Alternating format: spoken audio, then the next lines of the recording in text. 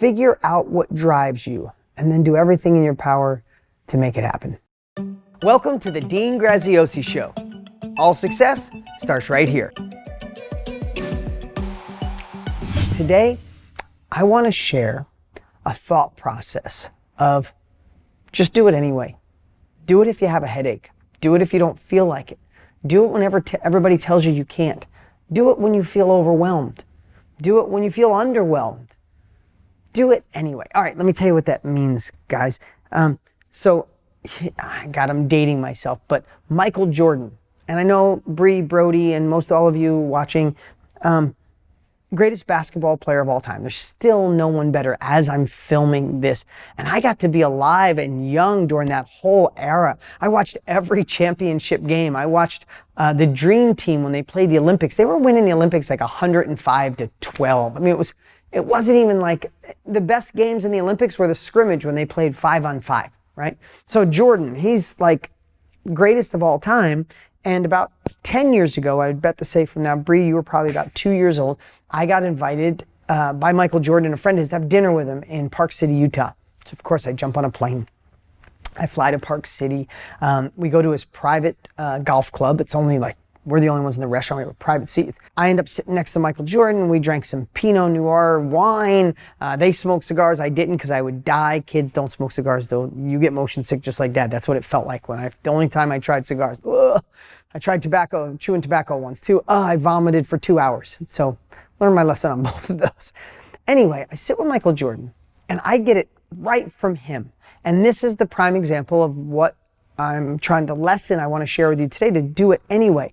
Professionals do it with a headache. Professionals do it when they don't feel like it. That's why they're professionals. That's why they're elite athletes. That's why they're successful business owners. That's why they have great families and they're great parents and great spouses and they're in good shape, because they do the things even sometimes when they're not feeling good or don't want to. And this was a prime example that I heard directly from the greatest basketball player of all time about one of the greatest games of all time.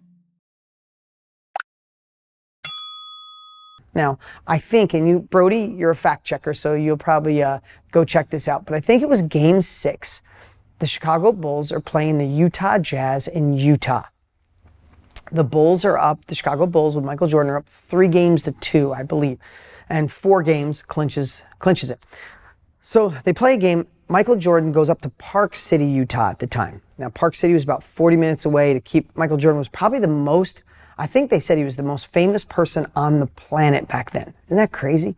The most recognized, well-known person on the planet. So they had to hide him up in Park City. And this is what he told me.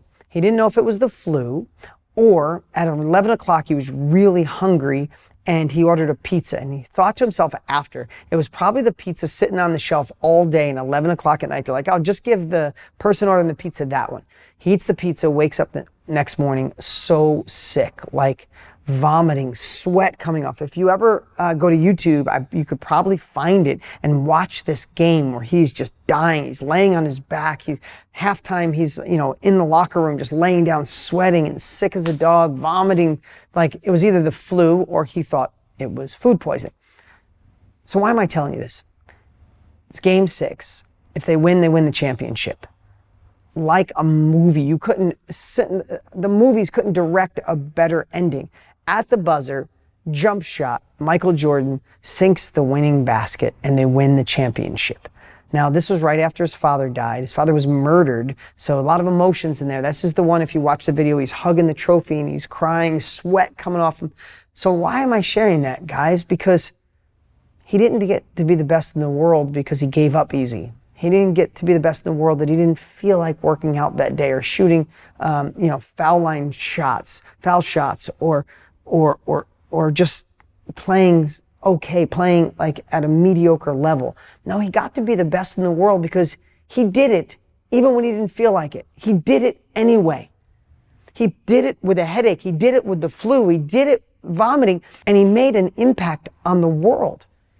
He made basketball the most fun game ever. I mean, everybody, even people who didn't think about basketball, he set records. He got the most championships. But Michael Jordan is in the spotlight and everybody got to know him. But there's a million Michael Jordans in all different areas. There's the Michael Jordans who start companies that make a massive impact on the world, that change things, that create inventions that help save the planet, or electric cars, or just simple things that help moms, help dad, help business thrive. And I want you to know that each one of those people, when you go to a restaurant that's thriving, you go to a business that's thriving, you see an online business that's thriving, you go to a mastermind, you go to a workshop, any one of those things you see over and over and getting bigger, there's someone at the head of that with a whole team under him that probably has the same culture, that do it anyway, even when they don't feel like it. And how does that get into your soul that you do that? Is you got to find a passion and a reason around it. I get up every day and fight for a lot of reasons. Two of the biggest reasons are Bree and Brody, my two children, my wife, Lisa, the impact I make on other people, the desire to grow as a human being and become a better version of myself, to be a better example for you guys. That drives me every day, and I'm going to do it anyway. I'm 50. I want to be in great shape. I'm planning on having more children. I want to be a great dad to Bree and Brody. To you guys, I will work hard. You think I feel like going to the gym at 5 o'clock every single morning? No, but I do it anyway. Some days I don't feel like going to work, but I do it anyway because the world needs what I'm delivering. Find in your heart what you want. At the end of your life, if you could be known for a few things, what are they? And then do whatever it takes to get there, because here's what I know. I've never met anybody who says, maybe next year, or that's too hard, or I don't feel good today, or I'm a little tired, or it's not convenient, or it's raining, or it's too hot. I've never met that person, while simultaneously met the happy version of that person. The person who doesn't do it anyway, to me, I don't see full of bliss.